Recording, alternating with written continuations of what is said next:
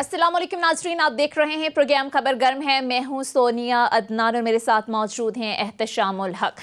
नाज़रीन, प्रोग्राम का आगाज़ करेंगे। इलेक्शन कमीशन ने सेनेट इलेक्शन से मुताल्लिक यूसुफ रज़ा गिलानी की कामयाबी का नोटिफिकेशन रोकने की जो इस्तदा की गई थी पाकिस्तान तहरीक इंसाफ की जानिब से, इसे मुस्तरद किया गया है। साथ में इलेक्शन कमीशन की जानिब से कहा गया है कि दरख्वास्त नामुकम्मल है, वीडियोज़ में मौजूद अफराद को फरीक बनाकर दोबारा दरख्वास्त दायर की जाए, ये कहा गया है इलेक्शन कमीशन की जानिब से। साथ में ये भी कहा गया कि वीडियोस में पैसों का जिक्र नहीं है, ना ही टिकट देने वालों का। इसके साथ साथ जिन 16 अफराद के हवाले से बात हो रही थी कि ये पाकिस्तान तहरीक इंसाफ की तरफ से हैं, इस हवाले से भी इलेक्शन कमीशन की जानिब से बात की गई कि इनके नाम कमीशन को दिए जाएं। वीडियोस में जिसका नोटिफिकेशन रुकवाना है, इसका कहीं जिक्र नहीं। ज़ाहिर है यूसुफ रज़ा गिलानी के हवाले से बात की गई है। आज की जो सारी कार्रवाई है, इससे मुताल्लिक प्रोग्राम में डिटेल से बात करेंगे। ज़ाहिर है इस सारी सूरत हाल के बाद इलेक्शन कमीशन का जो किरदार है काफ़ी मुतनाज़ होता जा रहा है, इस पर बात करेंगे। इसके साथ साथ नाज़रीन, मार्च का महीना हम देख रहे हैं कि सियासत के लिए इंतहाई अहम होगा। आगे आने वाली कुछ जो इवेंट्स है, ज़ाहिर है 12 मार्च को चेयरमैन सेनेट का इलेक्शन होने जा रहा है, जिसके लिए सियासी जोड़ तोड़ राबिता कि जेजुआई की अब्दुल गफूर हैदरी को हुकूमत की जानिब से डिप्टी चेयरमैन सेनेट की पेशकश की गई है। बाद में हमने देखा कि इस हवाले से तरदीद भी की गई। इसके साथ साथ नाजरीन, 26 मार्च को PDM की जानिब से लॉन्ग मार्च का भी ऐलान किया गया है। पंजाब में तहरीक अदम एतमाद की भी बातें हो रही हैं, लेकिन जाहिर है इन सब में जो बड़ा सियासी मार्का है वो चेयरमैन सेनेट का इंतखाब है। अब देखना यह है कि इस बड़े मार्के में आसिफ अली जरदारी की जो सियासी चालें हैं किस हद तक अपना जादू दिखाती हैं, और अगर वाकई जादू चल जाता है तो जाहिर है ये हुकूमत के लिए बड़ा सियासी दचका होगा। आने वाले दिन जो हैं वो जाहिर है सियासत में काफ़ी अहमियत के हामिल होंगे। होगा क्या, सारी सूरत हाल पर नाजरीन हम बात करेंगे, और बात करने के लिए मुझे ज्वाइन किया है सीनियर तज्ज़ियाकार सलमान साहब ने। बहुत बहुत शुक्रिया सर आपके वक्त का। और कुछ ही देर में मुझे ज्वाइन करेंगे सीनियर एनालिस्ट मुजम्मिल सोहरावर्दी साहब भी। लेकिन एहतशाम साहब, सबसे पहले मैं आपकी तरफ आऊँगी। एहतशाम साहब, आज जिस तरीके से इलेक्शन कमीशन की जानिब से यूसुफ रज़ा गिलानी की कामयाबी किया नोटिफिकेशन की इस्तदा जो की गई थी उसे मुस्तरद किया गया इलेक्शन कमीशन की जानिब से। साथ में जो रिमार्क्स सामने आए कि वीडियोस में पैसों का जिक्र नहीं, पैसों का जिक्र नहीं, टिकट के हवाले से जब बात की गई तो ये भी कहा गया कि ये वाज़ेह नहीं किया गया। किस तरीके से देखते हैं इस पूरी कार्रवाई को? देखें, सच्ची बात है, आज ये कार्रवाई देखने के बाद तो मुझे बड़ा शिद्दत से एहसास हुआ कि जिस ब्लेटेंट तरीके से जानबदारी का मुजाहरा आज इलेक्शन कमीशन ने किया है, शायद मैंने बड़ा कम देखा है। ठीक है, बारीक वारदात हर ज़माने में हर जगह पे हर अदारा कर जाता है, लेकिन ये कहना अली हैदर गिलानी जो है ना मौसूफ बड़ा वाज़े तौर पे कह रहे हैं कि जी इतना रेट बाकी जगहों पे है, इतने पैसे उसको दिए जा रहे हैं, हम बढ़ा देंगे, फंड्स जो है ना वो डेवलपमेंट फ़ंड भी आपको देंगे। तो मेरा ख्याल है इसमें तो सोनिया दो राय नहीं है कि अगर कोई शख्स कहे कि जी पैसों की बात नहीं हो रही, तो फिर क्या आटे गंदम की बात हो रही थी वहाँ पे? आपकी मेरी बात हो रही थी, सलमान आबिद साहब की बात हो रही थी। तो ये तो बहुत ही मज़ा का खेज़ किस्म का नुक्ता नज़र है। मेरा ख्याल है इसको कोई बाई नहीं करेगा। अब सवाल यह है कि नासिर शाह साहब, आपने देखा जब उनका नाम आया, गुफ्तगू हुई 2-3 जगहों पर उन्होंने इसको डिनाई किया, लेकिन बाद में सॉरी तो नहीं किया, लेकिन कई जगहों पे उनका लहजा बड़ा माजत खां था। बिल्कुल सही। तो मेरा ख्याल है इस स्टेज पे इलेक्शन कमीशन को इस तरह ऑपरेट नहीं करना चाहिए कि लोग कहें जी कि ये जिस तरह अपने आप को मुतनाज़ा बनाते चले जा रहे हैं, इनके लिए मुश्किलात होगी। देखिए 2009 की जुडिशरी और थी, अब तब्दील हो गया है, निथर के सामने आए। बहुत से हवालों से हम देखते हैं कि उन्होंने भी अपना किबला काबा दुरुस्त किया और बहुत अच्छी बात की कि आज कोई उंगली नहीं उठाएगा उनके ऊपर। बड़ी हद तक काम ठीक चल रहा है। लेकिन इलेक्शन कमीशन, अब सईद मेहदी साहब, अब जितने ओपनली इन दिनों में उनका जिक्र होता है, जो प्रिंसिपल सेक्रेटरी रहे नवाज शरीफ साहब के, और जिसको कहना चाहिए कि डिप्टी प्राइम मिनिस्टर के तौर पे ऑपरेट करते थे, ये उनके दामाद हैं राजा सिकंदर साहब। अब मेरा ख्याल है ये वक्त आ गया था कि राजा साहब को इस असर को, इस तासर को ज़ाहिर करने की जरूरत थी कि वो पार्टीजनशिप का मुजाहरा।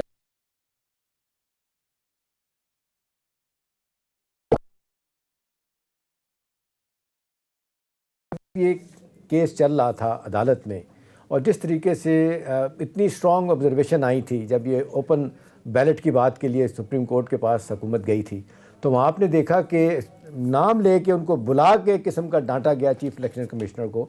लेकिन आप देख लें कि वो एक बात किए चले जा रहे थे कि जी नहीं, ये तो हो नहीं सकता, ये जो हमें बताया गया है, जो आर्टिकल है, वो यही कहते हैं कि जी आप शफाफियत की बात नहीं करेंगे, आप देखेंगे कि आइन के मुताबिक क्या चीज़ है। तो मेरा ख्याल है ये अब वक्त आ गया है कि चीज़ें एक्सपोज होंगी आहिस्ता आहिस्ता, सही। और मुझे लगता है कि हो पीडीएम भी के लिए रही हैं। मुश्किलात होंगी। और काफी मुतनाज़े भी हो रहा है इलेक्शन कमीशन में। आपकी तरफ आऊंगी सलमान आबिद साहब, डस्का के मामले पर तो हमने देखा कि चीफ इलेक्शन कमिश्नर बड़े एक्टिव हमें नजर आ रहे थे, रातों रात ही प्रेस रिलीज जारी की गई थी। फिर उसके बाद हमने देखा कि इस पर बड़ी डिबेट भी हुई, डिस्कस भी हुआ कि इलेक्शन कमीशन एक आज़ाद इदारा है, बगैर प्रेशर के काम कर रहा है, बड़ी तारीफ भी हुई। लेकिन यहाँ मामला हमने देखा कि सेनेट इंतखाब से एक दिन पहले जिस तरह से ऑडियोज वीडियोज का मंजर आम पर आना, बाकायदा तौर पर पैसों का लेन देन, वोटों को किस तरीके से ज़ाया करना, तमाम तर सबूत का मौजूद होना, और फिर इस तमाम तर सूरत हाल में आज जिस तरह से इलेक्शन कमीशन की जानिब से बात की गई, कैसे देखते हैं आप? समझते हैं कि हर गुजरते दिन के साथ ये जो किरदार है वो मुतनाज़े होता जा रहा है? पहली बात तो यह है कि पाकिस्तान में इलेक्शन कमीशन का जो किरदार है ये कोई आज से मुतनाज़ा नहीं है, इसकी एक पूरी तारीख है। और हमेशा से इलेक्शन के अंदर हमारे यहाँ इलेक्शन कमीशन अपनी शफाफियत को मेंटेन नहीं कर सका, एक बुनियादी जवाब तो यह है। लेकिन जिस किस्म का इलेक्शन कमीशन ने अपना एक्टिविज्म शो किया था डस्का के इंतखाब में, एहतशाम साहब मुझसे इत्तेफाक करेंगे कि जो क्लाइंट था उसने कहा कि 20 के करीब पोलिंग स्टेशन ऐसे हैं जिसके अंदर धांधली की गई है, यानी इस 20 पोलिंग स्टेशन से हट के बाकी तमाम पोलिंग स्टेशन पे हम जीते हुए थे। तो जो इलेक्शन के अंदर मनूवरिंग हुई है वो 20 पोलिंग स्टेशन पे हुई है, लेकिन जो उन्होंने फैसला सुनाया वो पूरे इलेक्शन को ही कालेदम करार दे दिया। बिल्कुल, पूरे उन्होंने कहा कि चले इलेक्शन कमीशन अपनी शफाफियत दिखा रहा है, अपना एक्टिविज्म दिखा रहा है, अच्छी बात है कि वो खुद मुख्तार हो रहा है। लेकिन अब उसके बरक्स जब हमने ये गिलानी साहब के बेटे की कैसेट सुनी, वीडियो कैसेट सुनी, और नासिर साहब की ऑडियो कैसेट सुनी, उसके बाद फिर वो एक्टिविज्म जो डस्का से चला था वो इस्लामाबाद में भी हमें नजर आना चाहिए था। वहां तो पहले आपने 11 मार्च की डेट दे दी, फिर जिस वक्त पीटीआई ने उस पर रेजिस्ट किया तो आज आपने बुलाया और कहा कि जनाब ये देखिए ये इसमें पैसों का जिक्र नहीं है। मैं एक बड़ा टेक्निकल सा सवाल पूछता हूं, एहतशाम साहब मुझसे ज्यादा एक्सपीरियंस रखते हैं मीडिया के अंदर, मुझे बताइए जब कोई बंदा किसी को कह रहा हो कि वोट कैसे जाया करना है, इससे क्या मुराद है?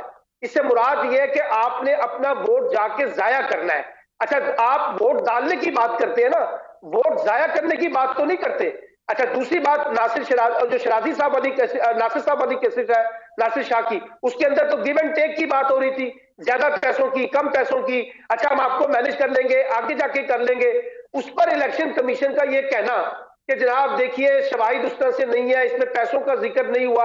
अब पता नहीं पैसों का जिक्र क्या चीज होती है और ये जो कहा गया है ये क्या चीज है। सलमान साहब दूसरा देखें, वो ये भी कह रहे हैं कि टिकट का जिक्र नहीं है। मरियम साहबा ओपनली कहती हैं कि जी इस इलेक्शन में नून का टिकट चला, और फिर जिस तरीके से भी आप बात कर रहे हैं कि वीडियो ऑडियो कैसेट मौजूद हैं जिसमें मरियम औरंगजेब साहबा और एहसन इकबाल साहब ने कहा कि जी 20 हल्के डस्का के जो है ना वो उस पर एतराज़ है, बाकियों पे नहीं है, इसके बावजूद ये हुआ। जी आप एक और चीज देखिए ना एहतशाम साहब, इलेक्शन कमीशन का रूल है कि कोई एमएलए, कोई एमपीए, कोई वजीर किसी इंतखाबी मुहिम में हिस्सा नहीं ले सकता।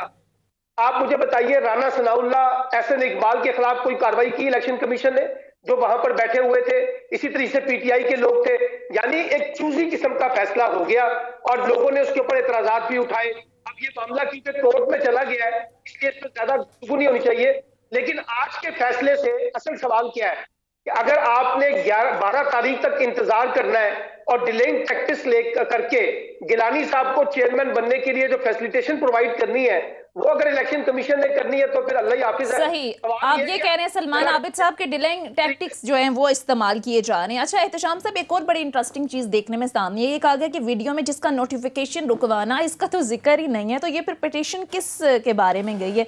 ये भी आपको लगता है कि कोई पूछने वाली बात है? जाहिर है आज तो माजरत के साथ बेनिफिशियरी जो वो कुरैशी साहब थे, इब्राहिम कुरैशी क्या नाम है उनका, जो मेंबर थे, पहली तो बात सलमान साहब अल्ताफ इब्राहिम साहब, पहली तो आप बात देखें कि जिस तरीके से 4 मेंबर्स जो लगाए जाते हैं, कितनी कोशिश हर हुकूमत की, हर पार्टी की कि हमारी मर्जी का बंदा लग जाए।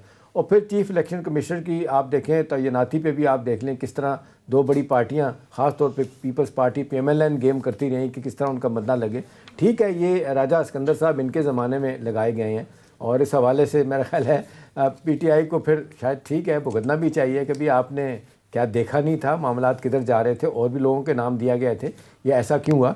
मेरा ख्याल है अब वक्त आ गया है कि इस हवाले से जो जितनी बातें हो रही हैं, इलेक्शन कमीशन जिस तरीके से माजर के साथ एक्सपोज हुआ है, ख़ास तौर पे सुप्रीम कोर्ट की स्ट्रॉन्ग और चीफ जस्टिस की ऑब्जर्वेशन के बाद वो बड़ा वाज़े तौर पे उन्होंने कहा कि जी आप तो लगता है कि शफाफ इलेक्शन कराने में इंटरेस्टेड ही नहीं है। ये वो सवालिया निशान था सलमान साहब जिसका जवाब राय साहब नहीं दे सके, सिवाय इसके कि बुना के जवाब देते थे एक ही बात कि नहीं आर्टिकल के तहत हमें किसी सूरत में 226 के तहत हम सिर्फ और जो है ना वो इलेक्शन सीक्रेट बैलेट से कराएंगे, शफाफियत की बात की तरफ आते ही नहीं थे। और एहतशाम साहब इस्लामाबाद हाई कोर्ट में भी वैसे इस कामयाबी को चैलेंज किया गया है। देखिए चैलेंज किया गया, अब देखना यही कि इस्लामाबाद हाई कोर्ट इसको किस तरीके से लेगी, लेकिन मेरा ख्याल है कानूनी और आइनी तौर पर सलमान साहब इतना बड़ा मवाद इस हवाले से मौजूद है कि अगर इसमें मेरे ख्याल में 20-25% भी ऑनेस्टी से इसको देखा जाए तो ये किसी सूरत में भी यूसुफ जरा गिलानी साहब जो है वो हल्फ उठाने की पोजीशन में नहीं होंगे। और आप देख लें कि जिस तरीके से उनको ऑफरें होती रही हैं और वो मानते रहे। अब देखें ना पीटीआई पीएमएल के लोग मान रहे हैं कि जी हमने किस तरह से क्या किया, और वो कहते हैं कि जी ठीक है संजानी का इलेक्शन हो जाएगा, उसके बाद आ जाए हम आपके साथ बात करेंगे ओपन वोट के जरिए। ठीक है, अभी पीटीआई के जिन लोगों की एहतशाम साहब आपने बात की, इस पर भी जरा बात करते हैं कि जिन 16 लोगों की बात हो रही है क्या उनके खिलाफ भी कार्रवाई बनती है, कार्रवाई होनी चाहिए, इस पर नाज़रीन बात करेंगे। लेकिन एक ब्रेक के लिए कहा जा रहा है, मुख्तसर ब्रेक लेते हैं, स्टे विद अस।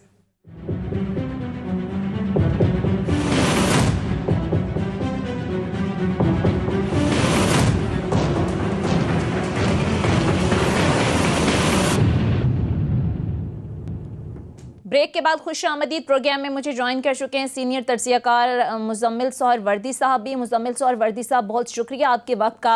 अभी प्रोग्राम में बात हो रही थी इलेक्शन कमीशन के किरदार के हवाले से, हमने देखा कि डस्का के मामले पर चीफ इलेक्शन कमिश्नर तो हमें बड़े एक्टिव नज़र आ रहे थे, रातों रात जिस तरीके से प्रेस रिलीज़ जारी होती रही।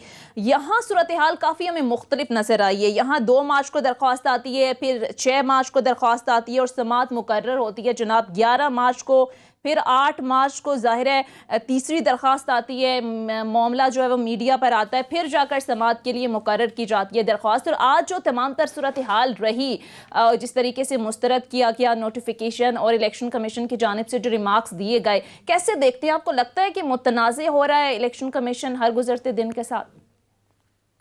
नहीं, मैं ऐसा नहीं समझ। लेकिन डस्का वाले मामले में उन्होंने अगले दिन सुबह नताइज का ऐलान कर और था कि नताइज रोके जाएं, जबकि यहाँ पे नताइज ही 11 को अनाउंस होनी है, तो उससे पहले किसी भी वक्त हेयरिंग हो सकती थी। और फिर डस्का में वीडियो फुटेजेस और इलेक्शन कमीशन के अपने जो पोलिंग ऑफिसर्स थे, जो अमला था, वो गायब हुआ और इलेक्शन कमीशन की दस्तरस में नहीं था, गायब हो गया धुंध में। जबकि यहाँ पर तो इलेक्शन कमीशन का अपना अमला तो गायब नहीं हुआ, यहाँ तो इमरान खान साहब के वोटर गायब हुए, इलेक्शन कमीशन का अमला तो गायब नहीं हुआ रात भर धुंध में। इलेक्शन वर्दी साहब, इलेक्शन के एक दिन पहले ही जिस तरीके से ऑडियो वीडियो क्लिप्स का मंजर आम पर आना और बाकायदा तौर पर लेन देन की फुटेजेस मौजूद हैं, उसके बावजूद ये कहना कि ठोस शवाहिद नहीं है, आपको नहीं लगता कि ये कहीं ना कहीं रोल मुतनाज़े हो रहा है? नहीं, मैं नहीं समझता, क्योंकि एक तो पहली बात यह कि इसमें अग्रीव पार्टी है हफीज शेख साहब।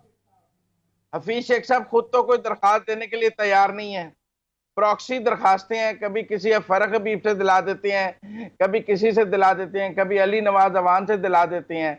देखें, इलेक्शन हुआ है हफीज शेख और यूसुफ रजा गिलानी के दरमियान, यहाँ तो हफीज शेख एप्लीकेंट बने, जिसने कंटेस्ट ही नहीं किया वो कैसे अग्रीव पार्टी है?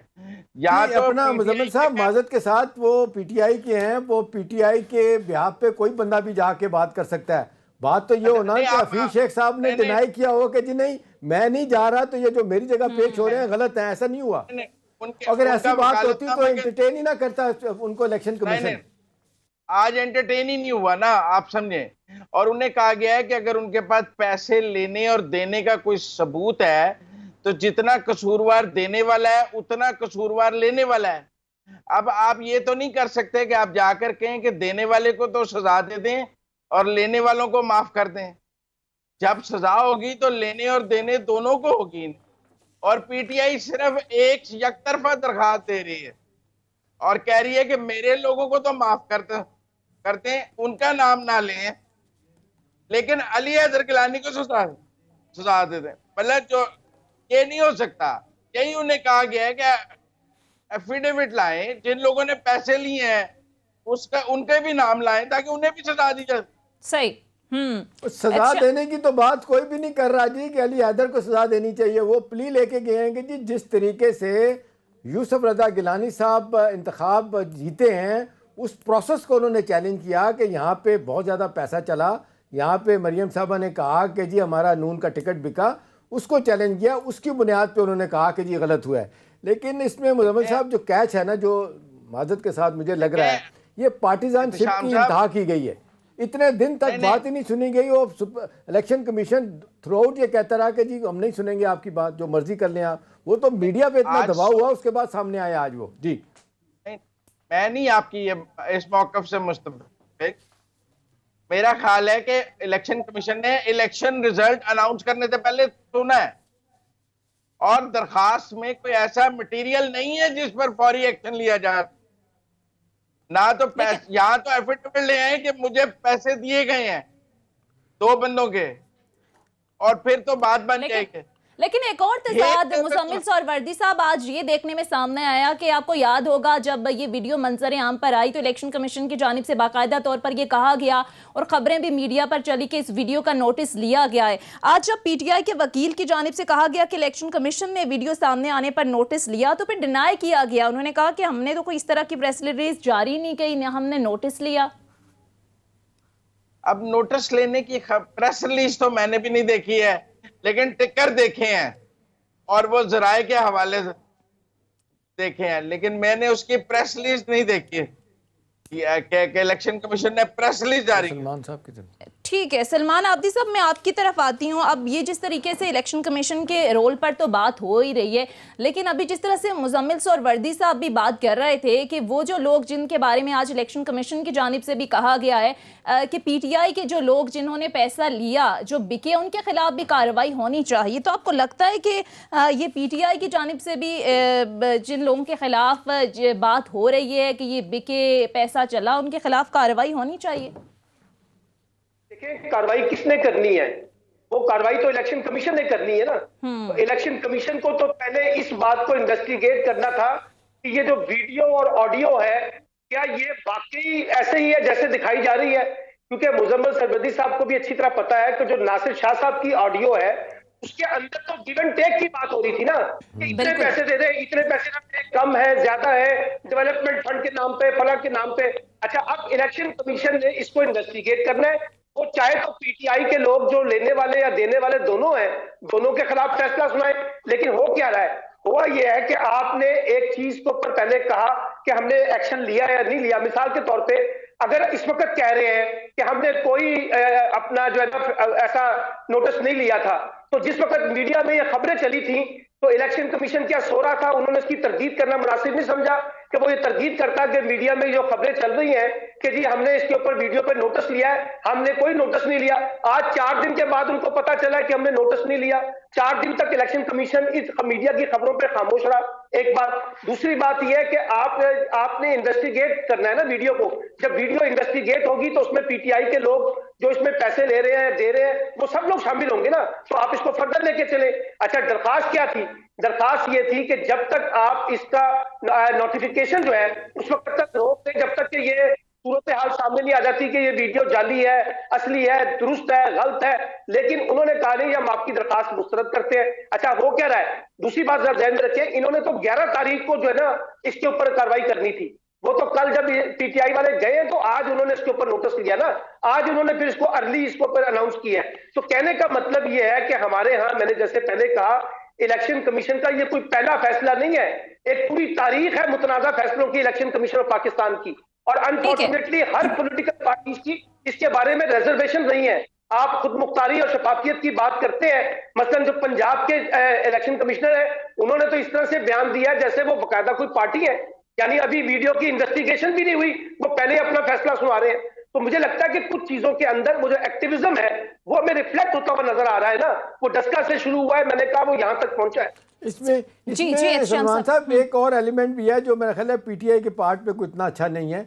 वो देखें कि जिस तरह शेख रशीद साहब का आज बयान है जिसमें वो कह रहे हैं कि जी 17 में से 13 जो MNAs हैं जो बिके हैं उसके बारे में प्राइम मिनिस्टर उनके नाम जानते हैं, जबकि फवाद चौधरी साहब उसी अखबार में जो आज रिपोर्ट छपी है उसमें वो कह रहे हैं कि जी प्राइम मिनिस्टर का उन लोगों के नाम का नहीं पता। अब देखें ना, इनके पार्ट पे भी तो है कि भाई ठीक है, आप सब लोग समझ रहे हैं कि आपकी हुकूमत जाती है अगर आप इस पे एक्शन लेते हैं। जी पीटीआई के अंदर भी तो कॉन्ट्रडिक्शन है ना, पीटीआई के अंदर भी काफी मसाइल है, वजह से पीटीआई भी काफी हद तक ये चीज मिसलीडिंग करती है। इंटीरियर मिनिस्टर ने अपने एक इंटरव्यू में कहा है कि मैंने वो फाइल देखी है जिसमें 17 लोगों के नाम है, और बतौर इंटीरियर मिनिस्टर उन्होंने वो फाइल देखी और प्राइम मिनिस्टर को पुट की है। तो फवाद चौधरी साहब तो साइंस एंड टेक्नोलॉजी के वजीर हैं, उन तक तो फाइल नहीं गई होगी, लेकिन इंटीरियर मिनिस्टर के साथ तो इंटेलिजेंस एजेंसी और सारा रिपोर्ट्स का आना जाना उनके जरिए होता है, और वो कहते हैं मैंने फाइल देखी है जिसमें 17 नाम है।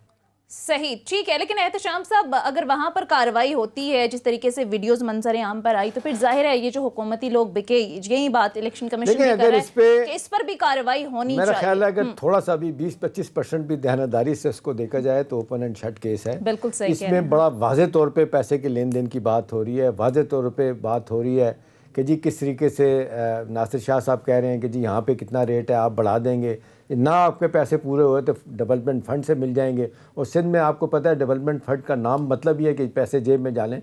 कुछ लोग तो कहते हैं 50%, कुछ लोग कहते हैं 70% जो है ना वो जो होते हैं MNAs MPs उनकी जेब में चले जाते हैं। देखिए इस वक्त सवाल ये है कि हाई मॉरल ग्राउंड की हर तरफ बात हो रही है। अब जहाँ पे गलतियाँ हैं आज एक और भी आप देख लें, उस पर भी हम बात करेंगे।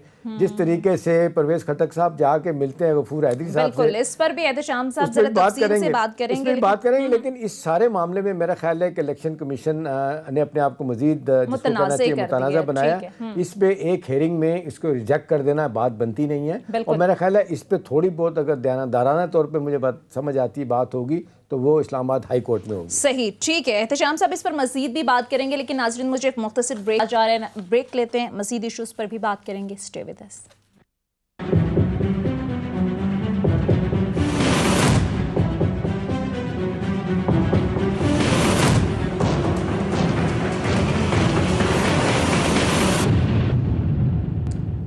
ब्रेक के बाद खुश आमदीद नाज़रीन। अब ज़रा बात कर लेते हैं जिस तरीके से बात की जा रही है PDM की जानिब से तहरीक अदम एतमाद के हवाले से। मुज़म्मिल सर वर्दी साहब, मैं आपकी तरफ ही आती हूँ। आपका कॉलम आज मैं देख रही थी, क्या अंदर की खबरें आपके पास? ये कहा गया आपके कॉलम में कि पंजाब का कहकर हमला मरकज़ में ही करेंगे, और ये तहरीक अदम एतमाद जब भी या स्पीकर और डिप्टी स्पीकर के खिलाफ आएगी। उसकी वजह यह है कि स्पीकर और डिप्टी स्पीकर के खिलाफ में आज रायशुमारी से, और अभी खुली रायशुमारी की अदम एतमाद का मौसम नहीं है। हमने देखा है कि अभी खुली रायशुमारी के अदम एतमाद का मौसम नहीं है, और वजीर आला पंजाब या वजीर आजम के खिलाफ अदम एतमाद खुली रायशुमारी से होनी है, तो वो मौसम साजगार नहीं है। उस मौसम में बहुत धुंध है। वैसे भी मैं फौरी तौर पर कोई अदम एतमाद नहीं देख रहा, मैंने इसमें कहा, क्योंकि अभी तो सेनेट के चेयरमैन और डिप्टी चेयरमैन के बाद डस्का का इंतखाब में बिजी हो जाएगी ऑपोजिशन। फिर डस्का के इंतखाब के बाद उन्होंने लॉन्ग मार्च की कॉल की हुई, फिर वो लॉन्ग मार्च में बिजी हो जाएंगे, फिर उसके आफ्टर शॉक्स होंगे। तो फौरी तौर पे तो कोई अदम एतमाद ऑन दी कार्ड्स है भी नहीं।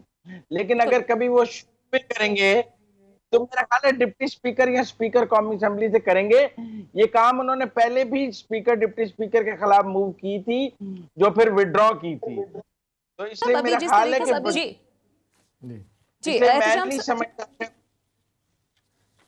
मुज़म्मिल और वर्दी साहब, एहतशाम साहब जिस तरीके से बात कर रहे हैं, तो आपको लगता है कि पंजाब में अगर PDM कामयाब होती है तो चौधरी बरादरान की हिमायत के बगैर तो ये मुमकिन है नहीं। तो ज़ाहिर नून लीग भी ये नहीं चाहेगी कि काफली को पंजाब की वजारत आला दी जाए। तो ये सिनेरियो क्या है? देखिए सोनिया, जिसका बस जहाँ तक चलता है वो चलाता है। अभी बिलावल भुट्टो ज़रदारी का चंद दिन पहले बयान जो था कि इमरान खान साहब हम आपको चैन से नहीं जीने देंगे, आपका हर जगह हम पीछा करेंगे। देखिए अब जो सूरत हाल पंजाब में बन रही है, लोगों को ये पता होना चाहिए कि परवेज़ इलाही साहब के ताल्लुकात वो इमरान खान से ज़्यादा जरदारी साहब के साथ ज़्यादा बेहतर है। हाँ। ठीक है, ये ठीक है, वो हवा का रुख देखते हैं, उनको अदारों की नोट मिलती है तो उसके बाद वो कार्रवाई कर रहे होते हैं। लेकिन इसमें दो राय नहीं कि जितना तेज़ी से आजकल के माहौल में सारा फोकस हम देख रहे हैं कि वो शिफ्ट हो गया है चौधरी बरादरान पे, तो उसकी वजूहत हैं। लेकिन वो बहुत बड़े इस लिहाज से प्लेयर साबित हुए हैं, उन्होंने बड़े धीरे अंदाज में वो गेम कर रहे होते हैं और उनको भी पता है कि जी स्टेज पे इमरान खान साहब क्या चाह रहे हैं, उनको भी पता है कि जी यहाँ पे भी बड़ी थिन मेजॉरिटी है, वहाँ पे भी, पंजाब में भी। लेकिन आपको तो याद होगा कि बहुत पहले ही हमजा शहबाज ने ऑफ़र कर दिया था परवेज़ इलाही को कि जी आप हमारे सीएम बन जाएं, उन्होंने उनको मना किया। अब ये बड़ी हद तक तो चलेंगे इनके साथ ही, अनलेस बाकी इसमें कोई दो राय नहीं है कि परवेज़ इलाही साहब भी बड़े एम्बिशियस आदमी हैं, कई अरसे से चल रहा है, पावर सेंटर वहाँ बहुत बने हुए हैं, गवर्नर साहब का अपना है, फिर इनके पास इन परवेज़ इलाही का है, फिर आप देख लें पीटीआई के अंदर एक ग्रुप है बड़ा, वो सब चाह रहे होते हैं कि हमारा बंदा है। पिछले दिनों कितने नाम सामने आए थे कि जी कौन चीफ मिनिस्टर के लिए तैयार हैं। फिर एक नाम फ्लोट हुआ राजा बिशारत साहब का, वो चौधरीयों के हैं, लेकिन अगरचे इलेक्शन उन्होंने पीटीआई के टिकट पे जीता है, लेकिन बात फिर यही होती है कि जी ऑप्शन कितने हैं इमरान खान साहब के पास, इनको लाने के बाद फिर क्या होगा, वर्चुअली प्लेट में डाल के ये सब कुछ दे देंगे अपना PMLQ को, और फिर वो जाहिर है वो तो फिर 1.5-2 साल रह गया है, उसके बाद तो 2023 आने वाला है, तो वो तो सारी तैयारी करेंगे पंजाब में अगला इलेक्शन जीतने की। और जो मुश्किलात इस वक्त हैं सियासी तौर पे पंजाब में और सेंटर में इमरान खान साहब की, मेरा ख्याल है वो बाज़ाहिर लगता है बढ़ती हुई नज़र आ रही है। इनिशिएटिव ये मानना पड़ेगा कि इस वक्त अपोजिशन के पास है, हुकूमत रिएक्ट कर रही है और हुकूमत PDM वाले एक्ट कर रहे हैं, तो जाहिर है ये एक बड़ी मुश्किल सूरत हाल है। आप कह रहे हैं कि बड़ी मुश्किल सूरत हाल है। सलमान आबिद साहब, मैं आपकी तरफ आऊँगी। जाहिर है ये मामलात तो चल ही रहे हैं, लेकिन इस वक्त सबसे अहम जो पॉलिटिकल एक्टिविटी है वो है चेयरमैन सेनेट का इंतखाब। हमने देखा कि जब सादिक संजरानी के खिलाफ अपोजिशन ने तहरीक अदम एतमाद पेश की तो उस वक्त अपोजिशन को अक्सरियत हासिल थी, आज भी अपोजिशन को अक्सरियत हासिल है, लेकिन इसके बावजूद हुकूमत पर एतमाद है। आपको क्या लगता है क्या होने जा रहा है? देखिए, अगर आप अददी तादाद को देखें तो अददी तादाद से तो यूसुफ रजा गिलानी को जीतना नहीं चाहिए था, अभिषेक को जीतना चाहिए था। और इसी तरीके से अगर आज अददी तादाद देखें चेयरमैन सेनेट में, तो 4 वोटों की बढ़तरी अपोजिशन जमातों को हासिल है और वो जीत सकते हैं। लेकिन क्योंकि जब खुफिया राय शुमारी होती है उसी के अंदर ही ये जोड़ तोड़ होता है। आपने अब इसी जोड़ तोड़ में हुकूमत भी लगी हुई है और अपोजिशन भी लगी हुई है, और दोनों का इस वक्त नुक्ता है, जिसे कहते हैं ना, डेस्टिनेशन ये है कि किसी तरीके से हुकूमत चाहती है कि PDM का मुश्तरका उम्मीदवार चेयरमैन सेनेट में इलेक्ट हो और PDM चाहती है कि हुकूमत का उम्मीदवार ना जीते। लेकिन इसमें एक बड़ी इंटरेस्टिंग बात यह है कि सादिक संजरानी साहब का ताल्लुक बलूचिस्तान से है। अच्छा, वो छोटे सूबे में जो छोटी जमातें हैं, चाहे वो खैबर पख्तूनख्वा में है या बलूचिस्तान में है, असल में जो रोल प्ले करना है ना वो इन छोटे इलाकों छोटी जमातों ने करना है, जिनके पास 1-1, 2-2, 3-3 सेनेटर हैं। लेकिन तो 4 वोट हैं सलमान साहब, वो जो कहा जाता है कि जो आज़ाद 4 लोग हैं फॉर्मर फाटा से जिनका ताल्लुक है, कहा जा रहा है हुकूमत उन पर काम कर रही है। देखिए, वो करेगी, जरूर करेगी, लेकिन मैं कह रहा हूँ इस वक्त जो खबर चल रही है वो ये है कि हुकूमत जो है सादिक संजरानी की मदद के साथ छोटी जमातों को अपने साथ जोड़ना चाहती है। अब वो उसमें किस हद तक कामयाब होती है वो हमें बाद में देखना होगा, लेकिन ये मुकाबला दोनों के लिए अपनी अपनी अना का मसला बन गया है, क्योंकि जरदारी साहब ने चैलेंज किया हुआ है कि वो हर सूरत में अपनी पार्टी का चेयरमैन सेनेट बनाएंगे।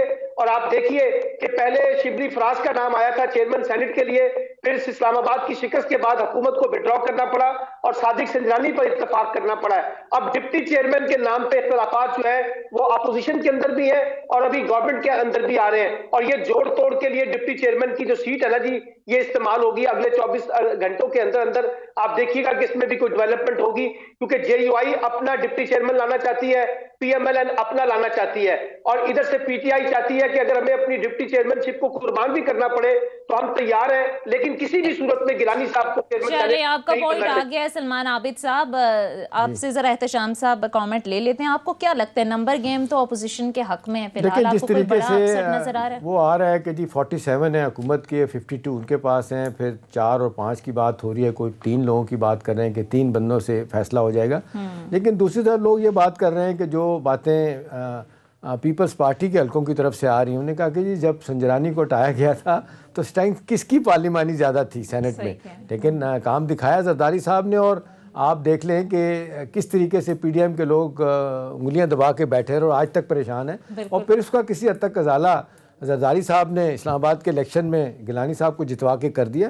देखें आगे चल के जो लग रहा है इस पर सब हल्कों की तरफ से काम हो रहा है, सब हल्कों की तरफ से कि संजरानी साहब को जीतना चाहिए।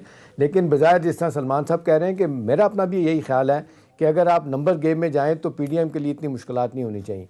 दूसरी जो डिप्टी चेयरमैन की सूरत हाल पैदा होगी, आज जिस तरीके से परवेज़ खटक साहब ने मुलाकात की गफूर हैदरी साहब से, जो अपनी पार्टी के डिप्टी हैं JUI के, वो भी डिप्टी चेयरमैन रह चुके हैं सेनेट के, उनका उनकी तरफ से जाना और फिर उनका गफूर हैदरी साहब का ये कहना कि जी मेरा ख्याल है उन्होंने मैसेजिंग, सिग्नलिंग, पोस्टरिंग PDM के साथ भी किया है। और ये क्या है कि जब सवाल पूछा गया कि जी हमें तो मुझे अभी तक PDM ने जो है ना वो नामजद नहीं किया, नॉमिनेट नहीं किया इस काम के लिए, तो ये प्राइम मिनिस्टर की तरफ से तो मेरा ख्याल है डेफिनेटली पूछ के गए होंगे। और वो क्या कहते हैं गफूर हैदरी साहब डेफिनेटली फजल रहमान साहब की तरफ से जो है ना पूछ के बगैर नहीं गए होंगे।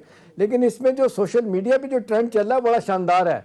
वो क्या है कि जी मौलाना फजल रहमान साहब का डीजल से हाई ऑक्टेन तक का सफ़र, PTI से JUI को डिप्टी चेयरमैनशिप, PTI ने JUI को डिप्टी चेयरमैन की ऑफ़र कर दी।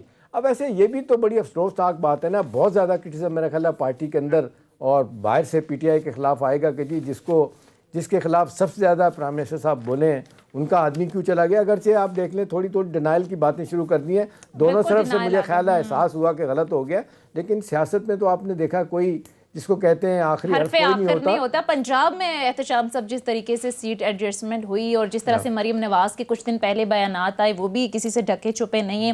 बहरहाल आप सही कह रहे हैं कि सियासत में कुछ भी हर्फ आखिर नहीं है। मुजम्मिल सोहरावर्दी साहब, मैं आपकी तरफ आऊँगी। सेनेट इंतखाब में ज़ाहिर है एक बड़ा धचका लगा गवर्नमेंट को, हुकूमत को जो एक वोट ऑफ कॉन्फिडेंस मिला, ज़ाहिर है इससे कॉन्फिडेंस मिला हुकूमत को। लेकिन आगे ज़ाहिर है बड़े चैलेंजेस हैं। 12 मार्च को चेयरमैन सेनेट का इंतखाब, फिर डस्का का इलेक्शन है आगे, फिर 26 मार्च को लॉन्ग मार्च का भी कहा जा रहा है। Vote of no confidence Punjab के अंदर लाने की बातें हो रही हैं। तो आपको लगता है कि हुकूमत को जो इस्तेहकाम मिलना चाहिए अपनी परफॉर्मेंस को लेकर, ज़ाहिर है बहुत सारे मामलात हैं, वो इस वक्त मुश्किल नज़र आ रहा है, बहुत सारी मुश्किलात में घिरी हुई है गवर्नमेंट।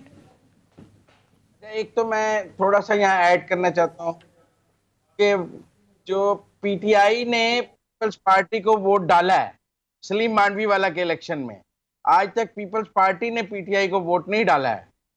आज इमरान खान साहब ने जरदारी के उम्मीदवार को वोट डाला है डिप्टी चेयरमैन सेनेट के लिए, पिछली दफा सलीम मांडवी वाला को।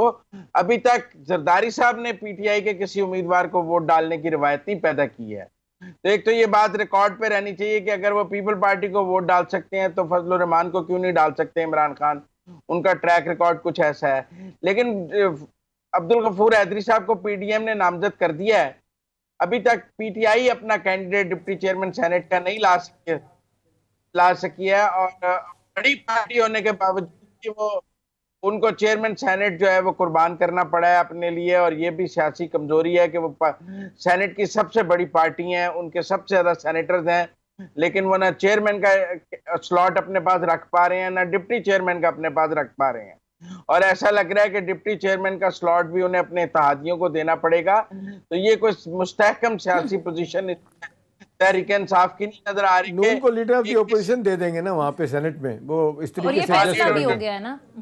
ठीक है, फैसला भी हो गया। ठीक है, आपकी तरफ आएंगे सलमान आबिद साहब। क्विकली, मेरे पास 30 सेकंड्स है। अब इत्तेहादियों की जानिब से आपको लगता है कि खतरात मौजूद हैं? क्योंकि हम देख रहे हैं हुकूमत के साथ खड़े तो हैं लेकिन कारकर्दगी पर मुसलसल सवालात उठ रहे हैं, तो खतरात मौजूद हैं क्या? देखिए, इत्तेहादी जमातों के लिए कारकर्दगी कभी भी मसला नहीं रहा। हाँ। वो तो गिव एंड टेक की सियासत करते हैं, अपने अपने इंटरेस्ट को प्रोटेक्ट करते हैं। और जिस वक्त हुकूमत प्रेशर में आएगी तो इत्तेहादी जमातें अपने कार्ड खेल के अपने लिए ज्यादा बेनिफिट लेने की कोशिश करती हैं। जैसे कामल अली आगा को टिकट मिल गया है, इसी तरीके से बाप ने बलूचिस्तान से जो सादिक संजानी को चेयरमैन सेनेट के लिए नामजद करवा दिया है। इत्तेहादी जमातें तो गवर्नमेंट की कमजोरी से फायदा उठा देके कुछ ना कुछ ग्रुप और कुछ लोगों की बुनियाद पर अपने मामला तय करती है। उन्हें हुकूमत की कारकर्दगी से कोई बड़ी दिलचस्पी सही। एहतशाम साहब, आपको भी ऐसा लगता है कि इत्तेहादियों से खतरा नहीं है या मौजूद है खतरा? मेरे ख्याल में खतरात अपनी जगह बड़ी हद तक हैं, क्योंकि जो सलमान साहब बात कर रहे हैं खासतौर पे MQM तो आपको पता है सीधी बात करती है डेवलपमेंट फंड के नाम पे, कराची पैकेज के नाम पे। पिछली दफ़ा आपने देखा मून सलाई को जब नई टिकट अपना बनाया गया फेडरल मिनिस्टर, उस पर उनकी अपनी नाराजगियां थी। और फिर छोटी पार्टियां तो वो ब्लैकमेलिंग करती हैं। खतरात मौजूद हैं। बहरहाल प्रोग्राम का वक्त खत्म हो चुका है। बहुत बहुत सलमान आबिद साहब, मुजम्मिल सोहरावर्दी साहब, एहतशाम शामुल हक साहब, आपका भी शुक्रिया। नाज़रीन, ये था हमारा आज का प्रोग्राम के हवाले से फीडबैक ज़रूर दीजिएगा। अगले प्रोग्राम तक इजाज़त दीजिए। खुदा हाफिज़।